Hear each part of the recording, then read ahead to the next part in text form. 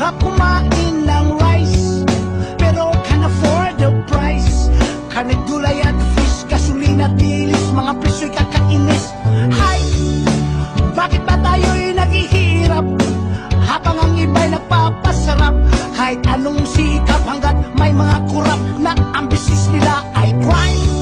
Kukurakot sila doon sa left, kukurakot din doon sa right. Ang dasal ko lang, bangungutin sila tonight. Kawatan ng money, money, money.